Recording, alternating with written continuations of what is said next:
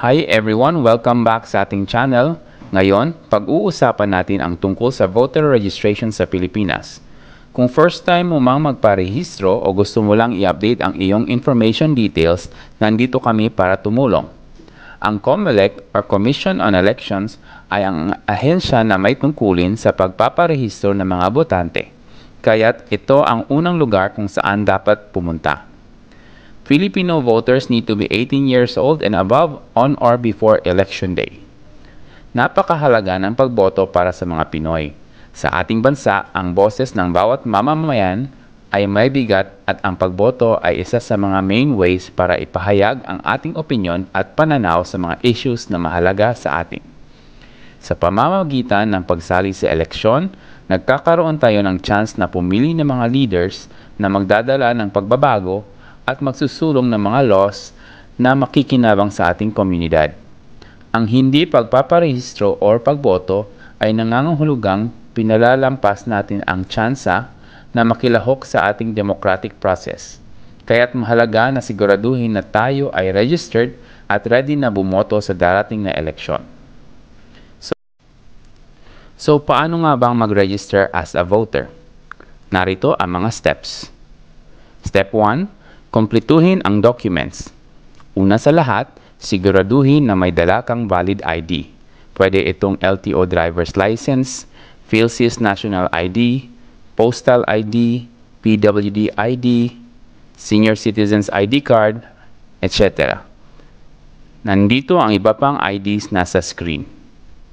Tandaan na hindi pwedeng gamitin ang police clearance, employee ID or barangay clearance or cedulas.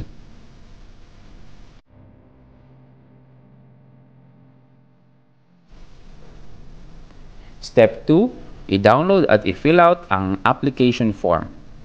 Mag-download ng voter registration application form mula sa COMELEC website. Make sure na naka-back-to-back ang pag-print ng form. Punuin ito pero huwag lagyan ng pirma, dahil ang signature ay kailangan mong gawin sa harap ng election officer. Kung di pwedeng mag-print ng application form, pwede namang mag-fill out on the day of your visit sa COMELEC office dahil meron naman silang mga forms available. Step 3. Pumunta sa iyong local na COMELEC office. Pumunta sa iyong local na COMELEC office o sa OEO or Office of the Election Officer dahil doon mo kailangan isubmit ang iyong application. Kung pwede, magpa-appointment na muna para mas smooth ang pagbisita mo. Otherwise, pwede ka rin mag-walk-in. Step 4, isubmit ang iyong application. Sa Office of the Election Officer, isubmit ang iyong application form kasama ang valid ID. I-review ng election officer ang mga documents. Step 5, biometrics collection. Kapag naisumite na ang application mo, kukunin ang iyong biometrics information. Ito ay kinabibilangan ng picture, fingerprints, at iyong signature. Mahalagang proseso ito para sa iyong voter registration.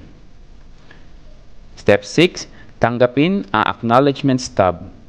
Pagkatapos ng biometrics collection, bibigyan ka ng acknowledgement stub. Ang dokumenteng ito ay proof na nag-file ka ng application. Kaya, make sure na itago ito ng maayos. Step 7, maghintay para sa approval.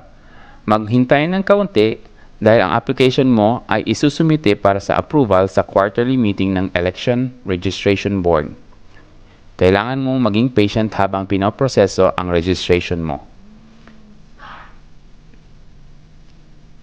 Step 8, i-verify ang iyong registration status. Sa wakas, kung gusto mong tingnan ang status ng iyong voter registration, pwede kang tumawag sa COMELEC o dalhin ito sa iyong local na opisina. Karaniwan, makakatanong ka tungkol sa status ng 2 hanggang 3 linggo pagkatapos ng ERB hearing.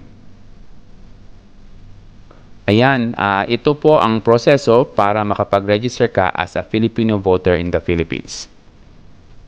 Sana ay makatulong itong video na ito para sa pagproseso ng voter registration sa Pilipinas. Huwag kalimutan na ang pag-register ay isang mahalagang hakbang upang makilahok sa ating demokrasya. Kung may mga katanungan ka o kailangan mo ng karagdagang impormasyon, huwag mag-atubiling mag-comment sa ibaba.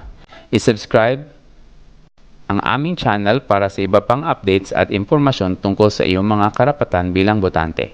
Hanggang sa susunod na video at tandaan, ang iyong boto ay mahalaga.